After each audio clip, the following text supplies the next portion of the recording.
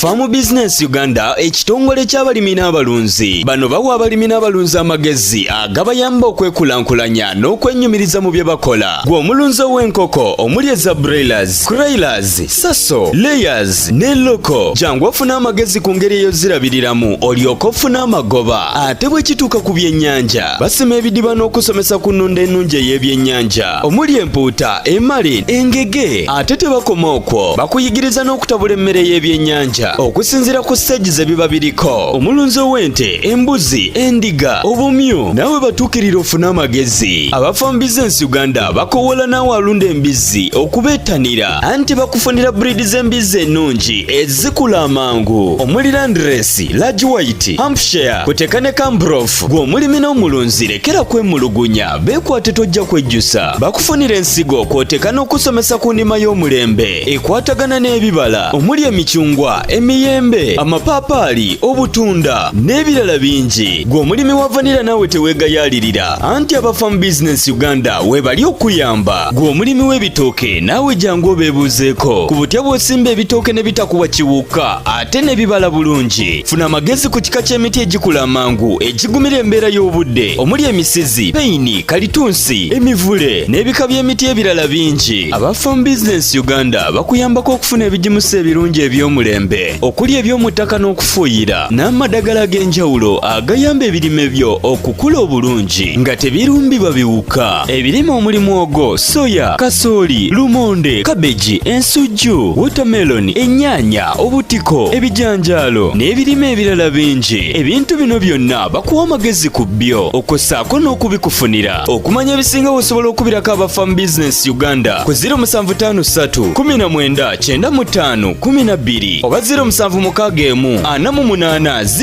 0004. Osobola n'obafunira ku WhatsApp ku 0752 83 84 89. Farm Business Uganda, farmer to farmer, mulimi ku mulimi.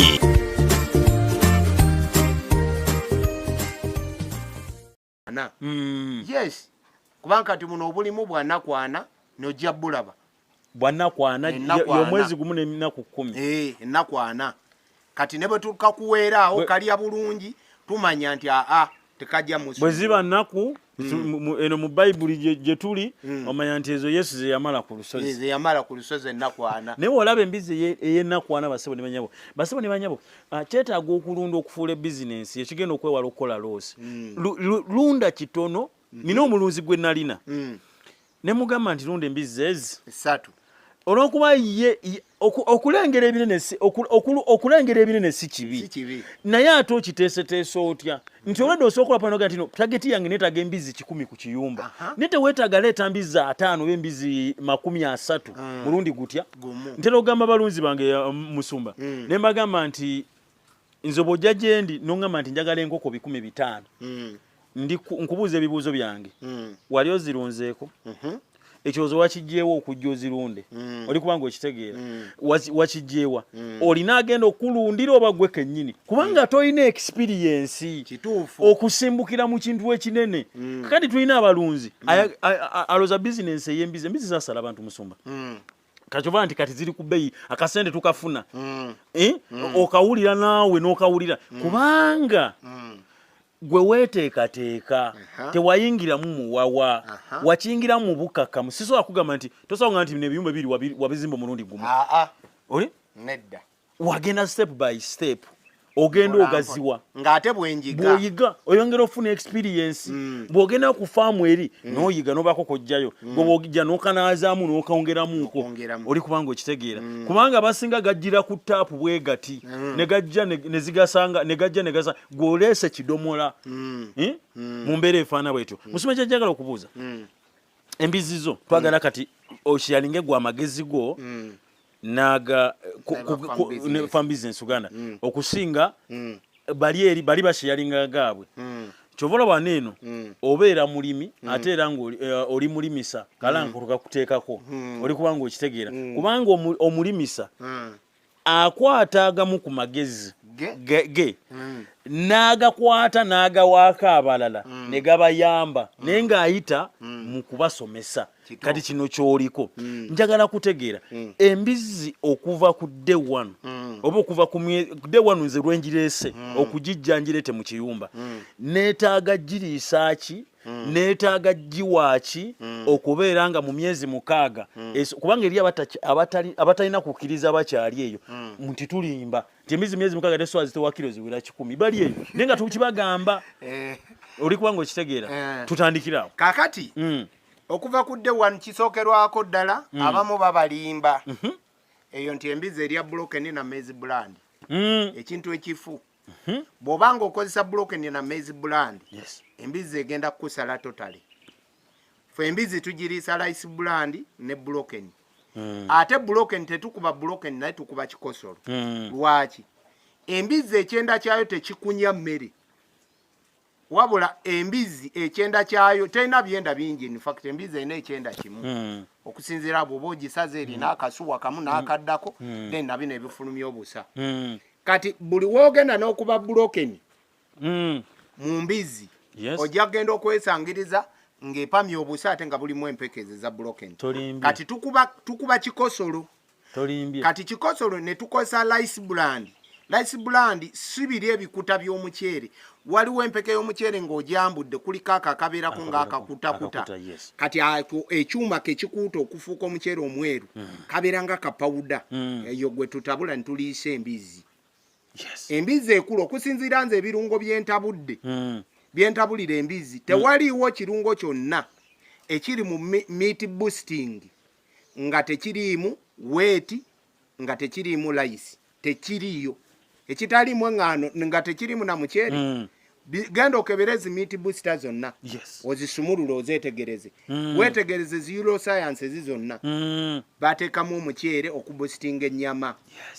kaakati ffe lwaki tetugiriisa kubanga omuceere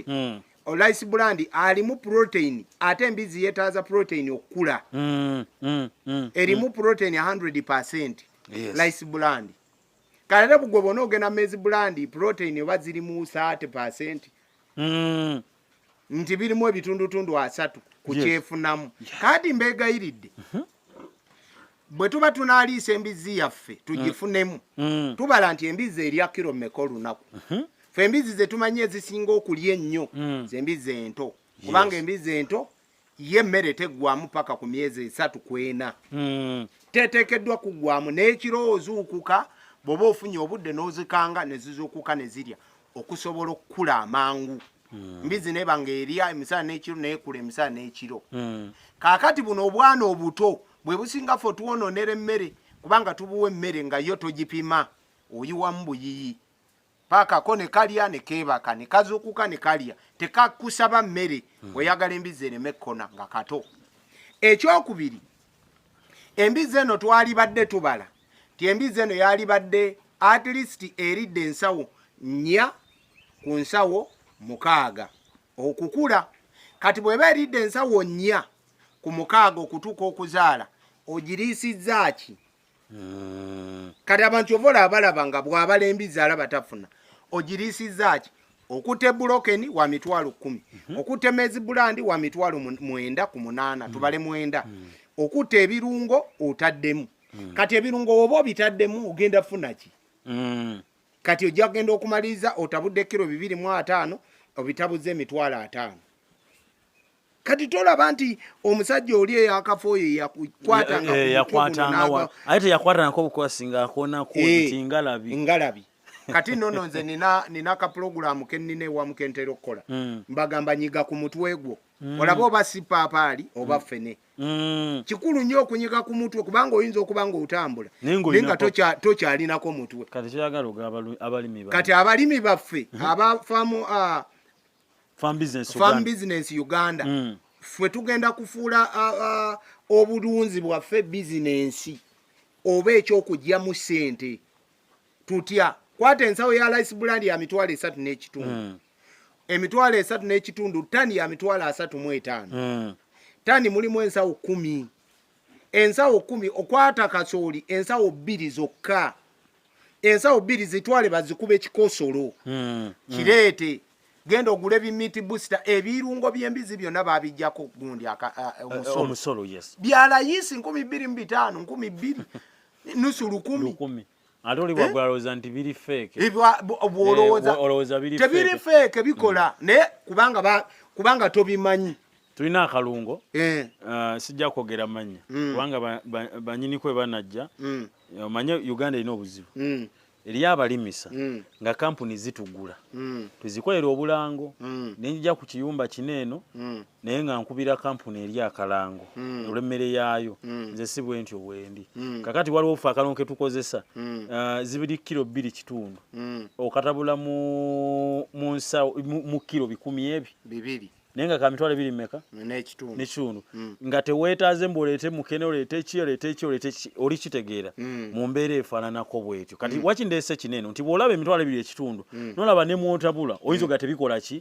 tebikola kyekiri kyembadde nigezaako kyobadde ogezaako nti osofunako 2.5 binooza nti oli ku feeke yes kakati bwekito bwe kiri so abalimi baffe mwenna oba abaagala okulunda embizi tugezeko okunoonya wawe savingira ate ng'embizi yeefunamu kanywe ne ku mazzi kubanga ekiyumba basebo ne banyabo tekiwunya kanywe ne ku mazzi ekirala ekirala kyetugenda okuddako bw'obanga embizi yo girisa rice brand tosuubirayo n'olunaku n'olumu okuwunya tewabeera nsowera rice brand ye yeegobera ensowera saako na zino n'obwo obulungolungo bye tuba tutaddemu bigobera ddala ensowera n'ekivundu kati wano nze emmere yino katonda anywerawo n'amazzi ndi kunywa amazzi temulimu kivundu nti kivundu kiwunya naye genda ku faamu ze abatali under farm business Uganda ojja kubanga weewunya n'okwewunya musumba otuuka awantu olinga akuyise bambi ng'ayagawo abajoining ne weewuunya n'ogamba naye ono nga bambi yayingira mu omanyi nti yofi batukyamuka toyingira kulima olw'okuolabye oyingire n'okukyamuka otandike ekintu ng'okyamuse no bwe tuleeta abaana abalunzi baffe akuwa engeri gye yatandika atya oli kubanga okitegeera yakuta atya faamu yo gituusaawo akunnyonnyodaga nti embizi ento eringa koya broiler olina giwera wano mu bbanga erisooka wano eryoka ekulaga bagamba nti entamu ewira muliro kote gusooka wano weewulire omuliro ogusooka emmere terina kuggwamu kati so tuleeta abantu bano si lw'okubanga tetulina byakukola atubirina naye twagala omuntu ono ashalingeko naawe amagezi oli kye yabuuza nti wakola otya okufuuka ekyo ky'okola ki ky'oli so tetujja kujja tubenga tulwanyisa mulwanyise oli kubanga okitegeera eri abantu abamu balowooza nti baso tulwanyisa ffe twajja kuyamba baki bantu yes bannayuganda era ebyaffe byanjawulo era nze nga abantu botuwadde bizinesi batutuwadde tekirina buzibu naye eriyo omuntu nzena ne bendagirira ne mugamba nti woba oyagala kineno osobola okugezaako ku gundi naye kale eriyo banaffe tukola nabo bizinesi zineno ez'ebyobulimi n'obulunzi n'agifuula empalana oli kira nti wajjayo namugamba nali ngezezaako baneeno oba gundi abo tukozesa feso si bwe tuli tugende maaso musumba awo embizi teyetaaga bulokeni akubiddwa nga si nkoko nti enkoko wemina empeka y'akasooli tejafulumya mpeka y'akasooli naye ate bw'olaba embizi bw'oba ogirisiza bulokeni weba tebugayizagayiza ojja musanga nga yenna agidde mu mmere ng'agidde mu mmere tugende mu maaso kakati embizi bw'ogirisa kasooli bwesobodde oggaayaako emufulumya nga bw'atyo bwetasobodde gaaya era efulumya mpeke kyewuunyisa nti embizi esobola okulya empeke y'akasooli nemala nemera kitegeeza terwamu mu lubuto bw'eba eridde kasooli asobola okugwa emanju mu busa bwayo ate n'amera n'abantu bamezanga obutunda kakati naye gw'omulimi waffe wa farm business twagala embizi eno gikozesa ogifunemu esente embizi eno tukugambye kuba bulokeni bwe tumaliriza tuleete emmere yaffe ninako ebirungo ebimu bye mbadde nkozesa kati olw'okuba tetugenda kulangira makampuni bw'onooba ng'ozze nga weeyongedde okwatagana naffe ebirungo ebyo bitegeera. Yes, era obuuza ekibuuzo waliwo ekintu kya oli n'abuuza nga tekyetagana kuddira mu comment wano ey'omuntu yenna okulaba era oluusi tubaga nti jangu mu inbox kubanga bwe tugamba waliwo omusajja omu bamunyumiza ali Musumba mukama yamugamba kujamwe kooti oteeke oba ku mulwadde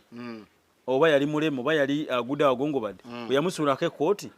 nekola ki ne omuntu n'agugumuka kakati buli eyali mu service eyo ne bwe yaddayo nga mu service zewuwe kwata ki kooti naye nga kikyakolera aliwa oli ffe basabo ne banyabo kiribo ekiti Musumba nti buli kana kutuleeta okunoonyereza nti leero tujja kugamba ekirungo kineeno nga ffe naye ate emyaka ng'ebiri okuva kati ekirungo ekyo kibe nga tekikyakola ngate waliwo ekirala ekizze ekirala kati jjukira oba alookingira mu kiri baŋŋamba kino mu mbeera efaanako bwetyo taa tugende maaso kaakati ekirala emmere yaffe eyo nze ngenda kusooka kwesiba ku bintu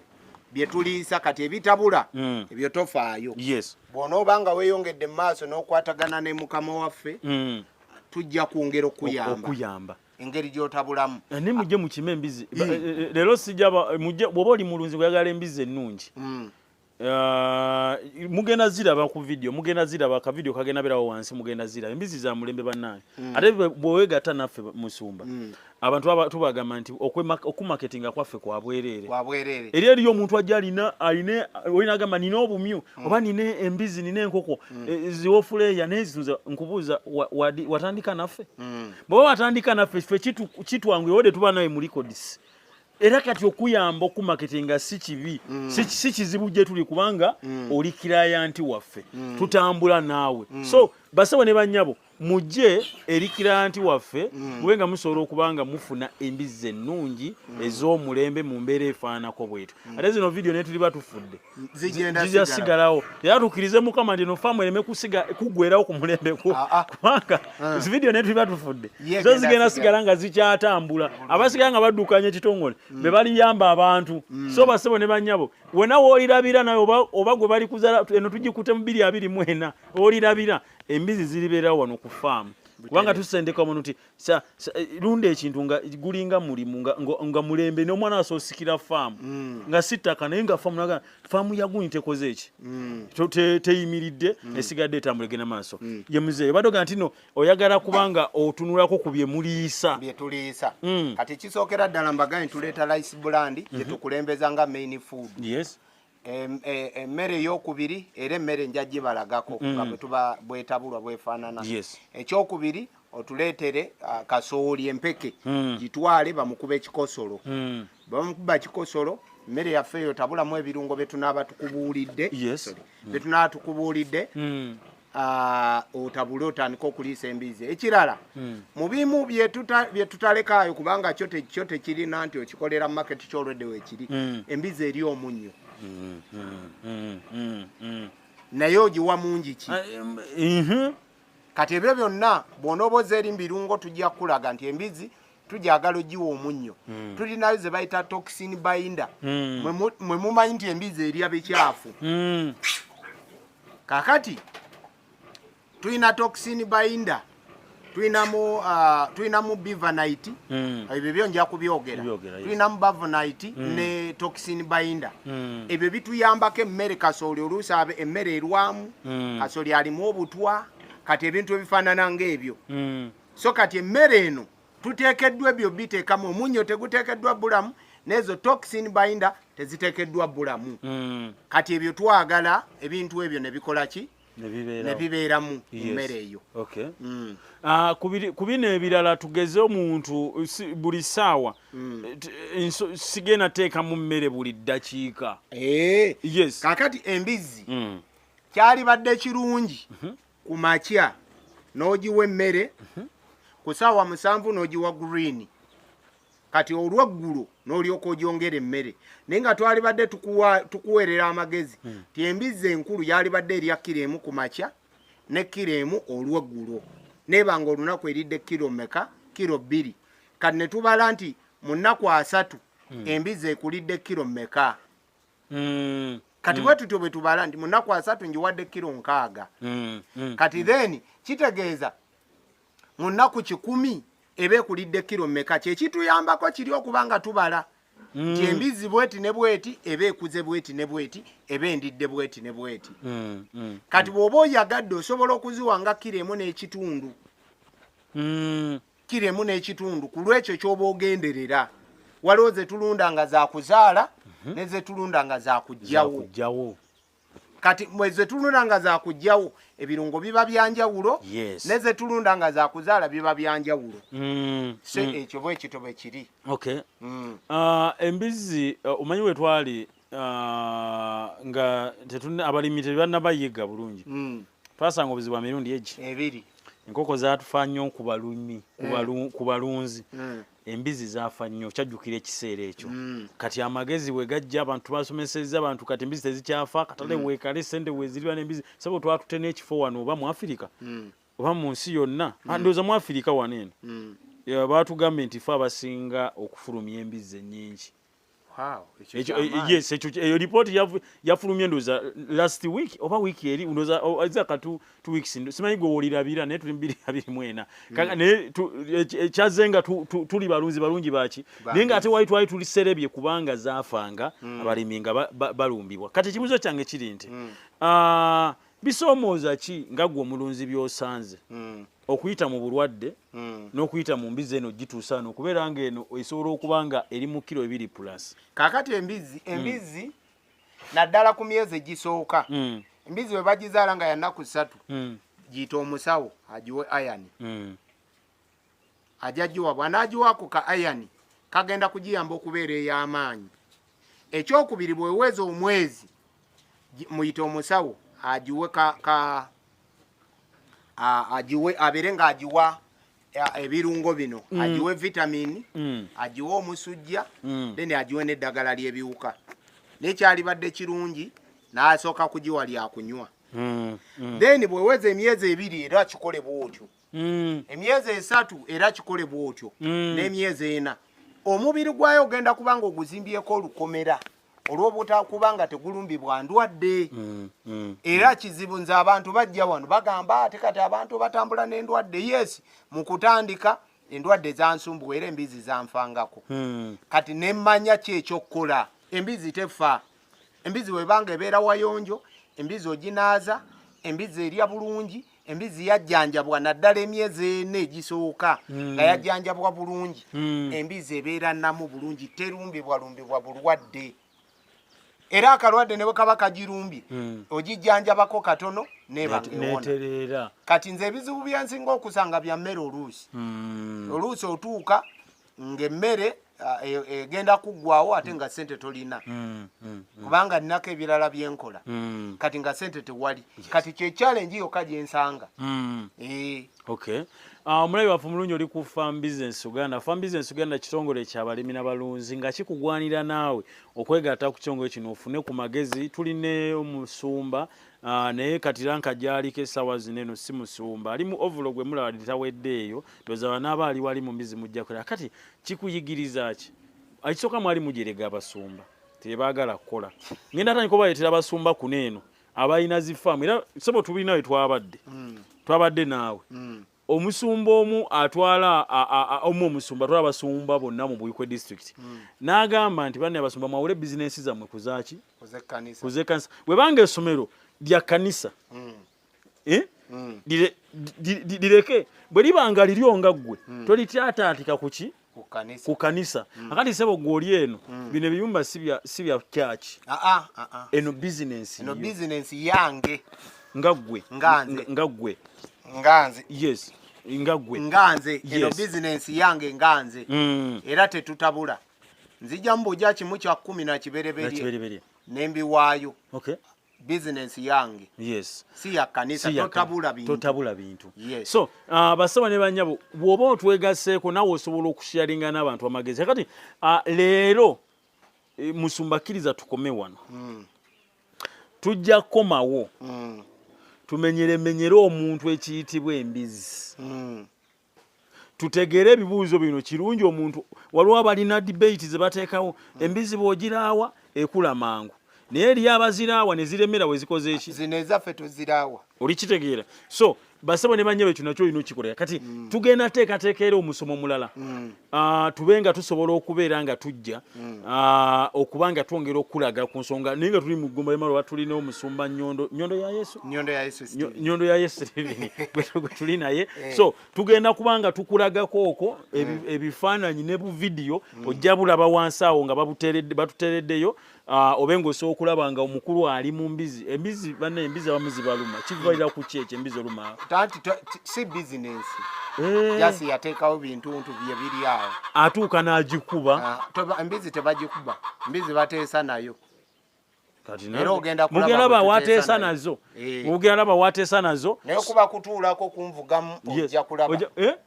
kubanga mukwano gwange bisolo mukwano gwange fuula ekintu mukwano bizinensi ebeera mukwano gwo nga bw'ogirowooleza n'ogamba kaakati sukaali akendedde emmere kino kikendedde naffe bwe tuto bwe tuli beeramukko nfuna obudde n'embeeramu ky'otasobola kubeeramu tokikola abantu abamu mukola ebintu ne mubirekera abakozi nze nkitegedde bwenfiiriddwa embizi ennyingi ento kubanga abakozi babaddemu naye wembaddewo embizi ezadde nga wendi nfiiriddwako akaana kamu kubanga manyi ki ekyokukola njiwa obudde waliwo kati zigejja nga yetaaza ogiweeko obudde obusooka bwe gireeti neegugumuka akaana ekebakidde n'odduka n'ojja n'ogikajjako fuula ebisolo mukwano gwo mbizi teziruma bantu okuggyako ekika kya zino zimera amannyo naye tumani tugasalako kati ennume zo kyo kikula kyayo nti bwemala n'emera amannyo ye beemanye ekyo kyakulwanyisa kati oluusi ate eba ezannya naawe nga yo temanyi nti muzannya naye gwe n'olowooza nti ekuluma kati fe amannya tugasalako lwakuba waliwo abajja wano ne bagantwalako n'ali badde nga bagatwala be bamanyi oli yaŋŋamba mpaayo amannyo g'embizi n'emmuwa kirabo simanyi naye nga yali kasitoma wange n'agamba agenda kulaga ku bantu be kaakati ŋŋenda kukkako kw'embizi esooka era nga yo ebadde yakajjako abaana kati tugenda laba embizi sebe ogenda laba embizi zammwe bannange muzijjako abaana nebeera nga yonna mugongo gundi mwereere naye ogenda laba embizi ndowooza otambule nga tudda wali bwe tuti tambula gwe ng'oyiteeyo banne tugenda kati kubalaga kaakati